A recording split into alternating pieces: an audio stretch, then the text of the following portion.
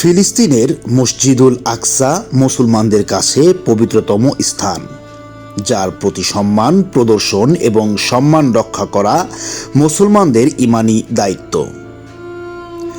হজরত মুসা আলাইহিসসালামের জবানে মসজিদুল আকসা ও এর আশেপাশের অঞ্চলকে পবিত্র ভূমি উল্লেখ করে পবিত্র কোরআনের সূরা আল মায়েদার ২১ নম্বর আয়াতে বলা হয়েছে, হে আমার সম্প্রদায়, আল্লাহ তোমাদের জন্য যে পবিত্র ভূমি লিখে দিয়েছেন তাতে তোমরা প্রবেশ করো এবং পশ্চাদপসরণ করো না, করলে তোমরা ক্ষতিগ্রস্ত হয়ে প্রত্যাবর্তন করবে।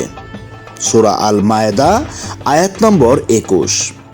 ফিলিস্তিন এতই পবিত্র ভূমি যে আল্লাহ তাআলা একে ইসরা ও মিরাজের ভূমি বানিয়েছেন। ফিলিস্তিনের বাইতুল মুকাদ্দাস থেকেই নবীজির মিরাজের শুরু হয়েছিল।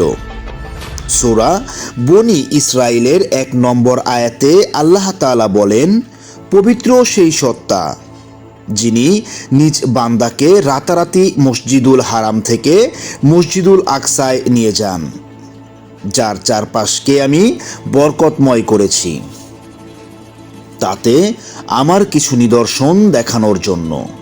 নিশ্চয়ই তিনি সবকিছুর শ্রোতা এবং সবকিছুর জ্ঞাতা। সূরা বনী ইসরাইলের ১ নম্বর আয়াতে আল্লাহ তাআলা এ কথা স্পষ্টভাবে বলে দিয়েছেন। সত্যের পক্ষে বিজয়ীদের ভূমি হবে ফিলিস্তিন।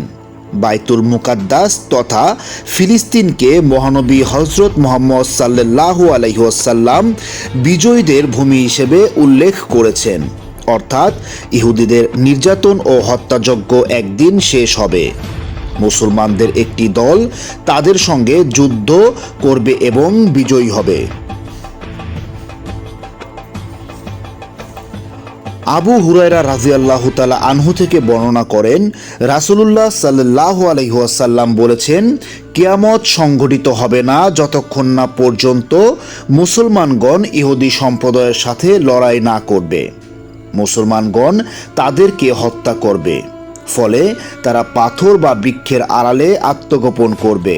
তখন পাথর বা গাছ বলবে, হে আল্লাহর বান্দা, এই তো ইহুদি আমার পিছনে, এসো তাকে হত্যা করো। হযরত উমামা রাদিয়াল্লাহু তাআলা আনহু থেকে বর্ণিত, রাসূলুল্লাহ সাল্লাল্লাহু আলাইহি সাল্লাম বলেন, আমার উম্মতের একটি দল সত্যের উপর বিজয়ী থাকবে, শত্রুর মনে পরাক্রমশালী থাকবে। দুর্ভিক্ষ ছাড়া কোনো বিরোধী পক্ষ তাদের কিছুই করতে পারবে না। আল্লাহর আদেশে তথা কিয়ামত পর্যন্ত তারা এমনই থাকবে। সাহাবীরা জিজ্ঞেস করলেন, হে আল্লাহর রাসূল, তারা কোথায় থাকবে? আল্লাহর রাসূল সাল্লাল্লাহু আলাইহি সাল্লাম বললেন, তারা বাইতুল মুকাদ্দাস এবং তার আশেপাশেই থাকবে।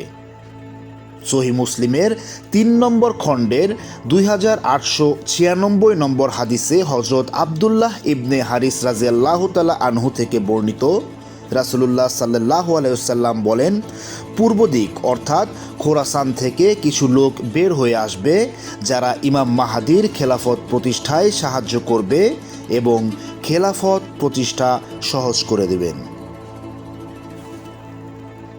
তার মানে কিয়ামতের আগে ফিলিস্তিন থেকে অবশ্যই অবৈধ দখলকারীর অবসান এবং মুসলমানদের বিজয় আসবেই ইনশাআল্লাহ।